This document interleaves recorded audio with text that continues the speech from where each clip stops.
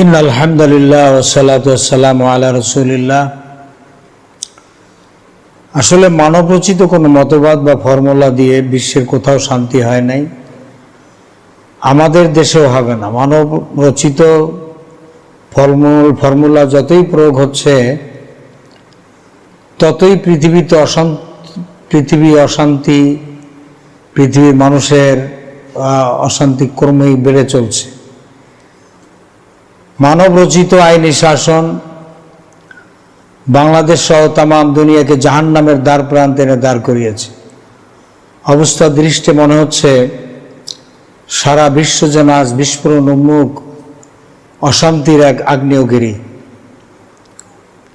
এই অবস্থা থেকে জাতির বাঁচার একটি মাত্র পথ হচ্ছে ব্যক্তি, পরিবার, সমাজ এবং রাষ্ট্রে ইসলাম প্রতিষ্ঠা করা। অথচ সেই ইসলামকে আজ বাংলাদেশ থেকে চিরবিদায় করে দেওয়ার জন্য এক গভীর ষড়যন্ত্র সেই আগে থেকেই শুরু হয়েছে, এখনো চলছে। মাদ্রাসা মসজিদ কিভাবে বন্ধ করা যায়, মাদ্রাসা মসজিদে কিভাবে তালা লাগানো যায়, এই ষড়যন্ত্র আগেও ছিল, এখনো আছে, ভবিষ্যতেও থাকবে। আর এই কাজে সবচেয়ে বেশি সহযোগিতা করছে এক শ্রেণীর ইলেকট্রনিক্স এবং প্রিন্টিং মিডিয়া জগতে যারা কাজ করে অধিকাংশই হলো নাস্তিক মার্কা, অধিকাংশই হচ্ছে মুরতাদ টাইপের লোক। এরা মিডিয়া জগতে কাজ করে, এদের কাছে গিয়ে দাঁড়াইলে দুর্গন্ধ আসে, এরা 15 দিনই গোসল করে কিনা সন্দেহ আছে। সারাক্ষণ এরা বিড়ি সিগারেটের ভিতরে থাকে নিমজ্জিত। এরা আলেম ওলামাদেরকে দু চোখেও দেখতে পারে না। এদের কাছে ওই নারী পুরুষ একসাথে ওই পূজা আশ্রয় যেরকম নাচানাচি করে, একসাথে মাখামাখি নাচানাচি, একজনের কপালে আর একজনের সিঁদুর মাখাই দেয়, এই করে সে, এগুলো খুব ওদের কাছে খুব মজা লাগে, আনন্দ লাগে, ফুর্তি লাগে। তা আলেম ওলামা হলে ওদের চোখের বিষ।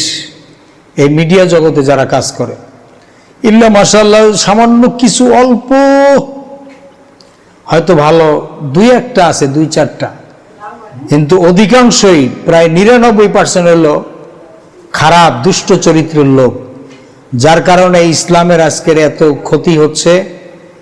ইসলাম আজকের এত নিজ ঘরেই আজকের ইসলাম পরবাসী, এই কারণে যে এই যে মিডিয়া জগতে যারা আছে এদের ভিতরে যেমন মাদ্রাসায় পড়ুয়া লোকজন, এরা মিডিয়া জগতে নাই।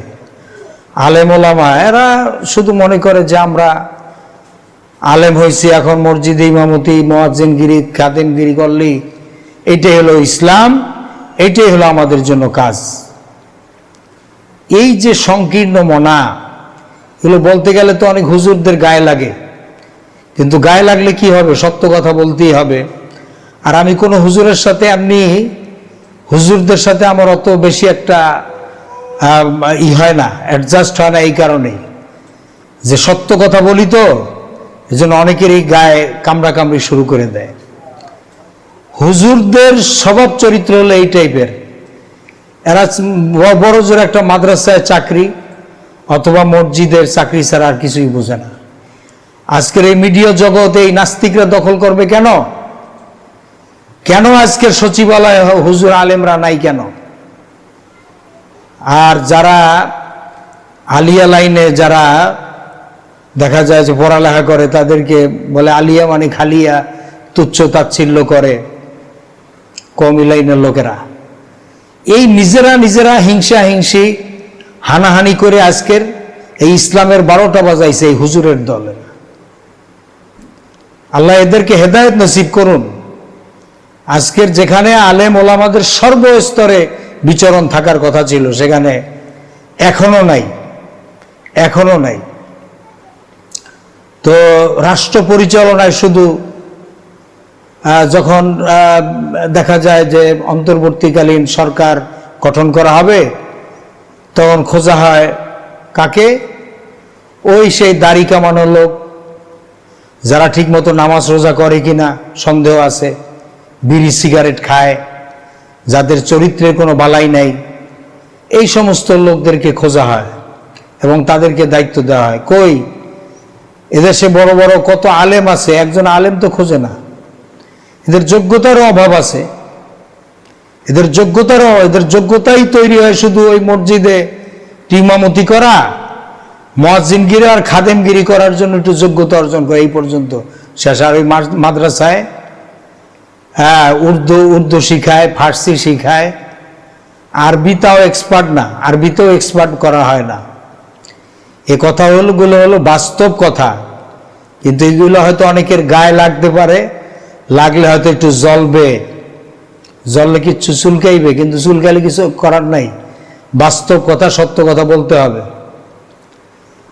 আর আল্লাহ তাআলা কোরআনে বলেছেন যে সত্য কথা, হক কথা যারা বলে এদের সংখ্যা হবে কম, আর এদের সমর্থনও করবে খুব কম সংখ্যক লোকে। যারা মিষ্টি আলু, যারা মিষ্টি মিষ্টি কথা বলে, যারা মানুষকে ধোকা উপরে একেবারে খুব মাকাল ফল, ভিতরে সদরঘাট যারা বদমাইশ, এই সমস্ত লোকেরা খুব বাহাবা পায় সমাজে। এদের দল খুব ভারী হয়, এদের সমর্থন খুব বেশি পায়, এদের সাবস্ক্রাইব বাড়ে, এদের চ্যানেলগুলোতে লক্ষ লক্ষ কোটি কোটি ভিউয়ার্স সাবস্ক্রাইব হয়ে যায়। কিন্তু হক কথা বললে আল্লাহ কোরআনে বলছে যে হক কথা বলার লোকও কম, আর এদের যারা বলবে তাদের সমর্থনও পাওয়া যাবে না, খুব কম সংখ্যক লোকে সমর্থন করবে। যাই হোক, মরণ পর্যন্ত হক কথা বলেই যেতে হবে।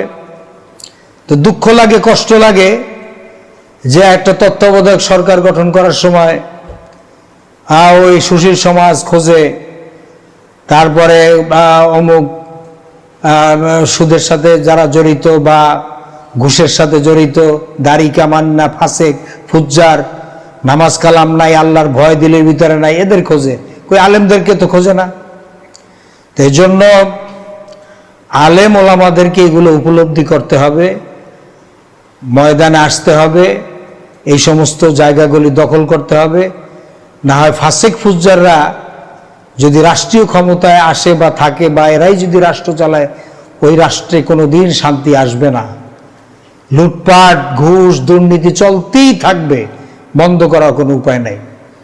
আল্লাহ তাআলা বলছেন এই পৃথিবীতে সবচেয়ে বেশি আল্লাহ তাআলাকে ভয় করে আলেম সমাজ। আলেম যারা, তারা আল্লাহকে সবচেয়ে বেশি ভয় করে। আর আল্লাহর ভয় যাদের দিলের ভিতরে আছে, এরা কখনো দুর্নীতি করে না। দুর্নীতিতে থেকে এরা অন্তত পক্ষে 100% মানে দুর্নীতি মুক্ত না হলেও অন্তত ফাসেক ফুজ্জারদের চাইতে অনেক ভালো, এটা বলতে হবে।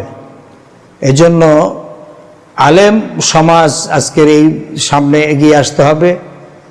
ভবিষ্যতে যাতে আলেমরা রাষ্ট্র পরিচালনার দায়িত্ব পায়, জনগণ যাতে এদের উপরে ভরসা পায়, আল্লাহ তাআলা আলেমদেরকে যোগ্যতা বাড়িয়ে দিন। আমিন। আসসালামু আলাইকুম রহমতুল্লাহ তাআলা ওয়া বারাকাতুহু।